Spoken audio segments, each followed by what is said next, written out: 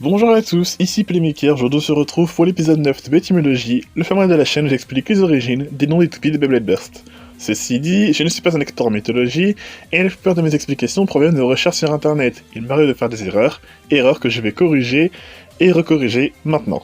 Fantôme, Fantasus et Hasbro représentent tout simplement des esprits ou des spectres, comme le représentent ces deux motifs sur son layer, une info qui m'était partagée par un abonné à l'époque. Autre info aussi partagée par un autre abonné, Iris, une toupie exclusive Hasbro, qui représente la trompette de Heimdall qui a annoncé le Ragnarok, l'équivalent de l'apocalypse de la mythologie nordique. Son nom d'origine est Jalahorn. Côté nom Hasbro, le nom Hasbro de Fenrir est Fengriff. J'avais mis Fenris et je sais pas pourquoi j'ai écrit ça. Le nom Hasbro de Kekelkan est Kalzar, je vais mis Kalazar parce que s'agissait en fait d'une erreur de l'application officielle à l'époque de la saison 2. Le nom Hasbro d'Apollos, Astro, et les préfixes d'origine grecque qui définissent les astres et les constellations. Dans la langue française, il est utilisé dans le champ lexical de l'espace, astronomie, astrophysique, astronaute, etc., etc. Le nom Hasbro d'Eclipse, Aether, est le nom du dieu grec qui est les personnifications du ciel, et il est l'air pur respiré par les dieux. Parce qu'apparemment, dans la mythologie grecque, le monde des mortels ne respire pas la même heure que les dieux. Pourquoi pas? Dans une vidéo précédente, je vous avais parlé de Viper Hydrax et de Poison Hydra, deux topies complètement différentes, mais qui possèdent la même origine mythologique. Entre temps, Hydra a eu droit à une sortie et un nom sous Hasbro. Cobra, choix de nom que je trouve un peu incohérent, parce que l'hydre dans sa mythologie c'est une créature avec plusieurs têtes de serpent. Un cobra c'est juste un gros serpent. Encore plus étrange, une toupie du nom de Vanish Cobra C7 vient d'être révélée. Il s'agit donc d'une nouvelle drive chip exclusive Hasbro, qui porte le même nom, mais qui tourne à gauche. Il faudra attendre de voir cette Cobra qui tourne à gauche dans l'application officielle, et de comparer avec la Cobra qui tourne à droite. Si l'avatar est le même pour les deux toupies, c'est qu'elles font partie de la même lignée, ce qui serait encore plus bizarre. Affaire à suivre donc.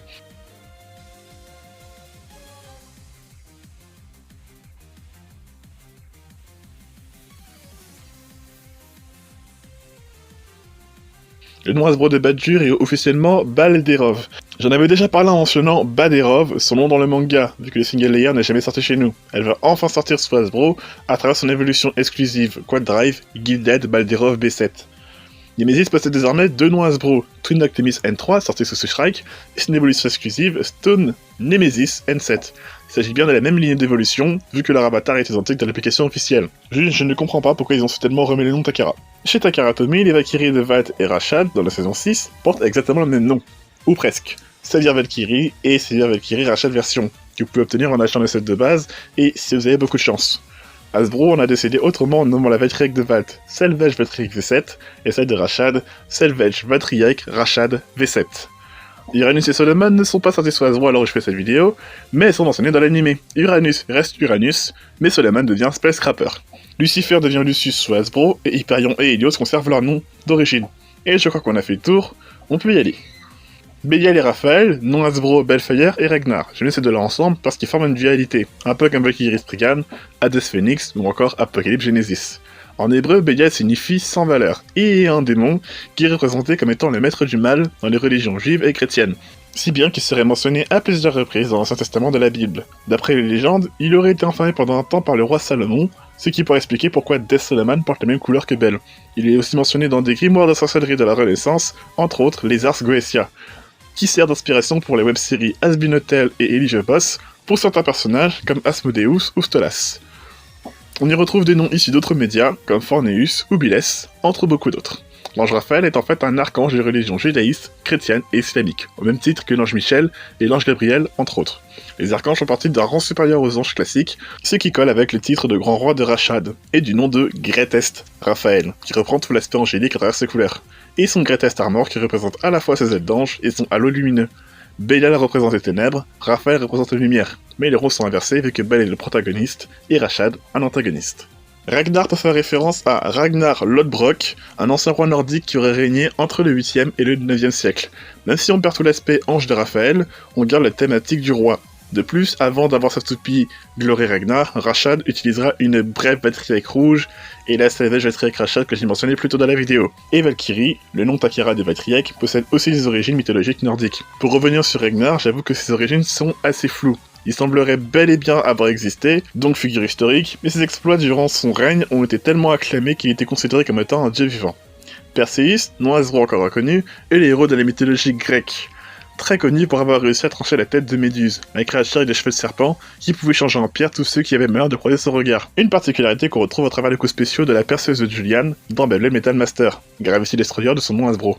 Léviathan, une toupie exclusive Hasbro, est une créature de la Bible à mi-chemin entre un dragon, un serpent et un crocodile.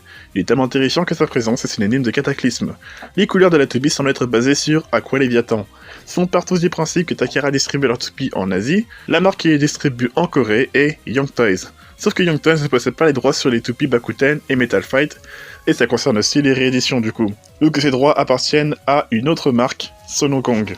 Pour pallier à ce problème, il change le symbole de la toupie, sa couleur et son nom. Officieusement, Aqua Léviathan n'est ni plus ni moins qu'une Drago bleue, mais légalement c'est une toupie différente. Berserk et l'Inwyrm L7, une nouvelle toupie exclusive Hasbro de type attaque, est basée sur l'Inwyrm, une créature mythique suède qui ressemble à un dragon serpent, aussi appelé Lindworm. Et enfin, on a eu très récemment Katana Muramasa M7 qui a été révélée, une autre toupie exclusive.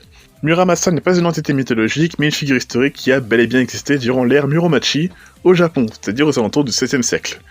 Il était forgeron de katana qui, avec le temps, ont eu la réputation d'être maudites ou habitées par des démons. J'avoue ne jamais avoir entendu parler de lui avant de faire cette vidéo, mais il y a des légendes comme quoi ces katanas seraient au centre de crimes mortels au Japon, d'où leur mauvaise réputation. Mais là on commence à entrer dans du folklore japonais, et ça c'est un domaine qui est très vaste que je ne maîtrise absolument pas. Pour le type de katana Muramasa, comme il était forgeron, et qu'il s'agit d'une pratique qui demande énormément de patience, elle est de type endurance. Et voilà, je pense avoir parlé de tous les noms révélés à ce jour. On n'est pas à l'abri de voir de nouveaux noms de toupies apparaître chez Hasbro. Pour Takara, je pense qu'il faudra attendre la saison 7, bien qu'elle ne soit pas encore officialisée au moment où je fais cette vidéo. Si vous avez des questions ou des suggestions, n'hésitez pas à me les mettre en commentaire sur System Playmaker, et je vous dis à la prochaine.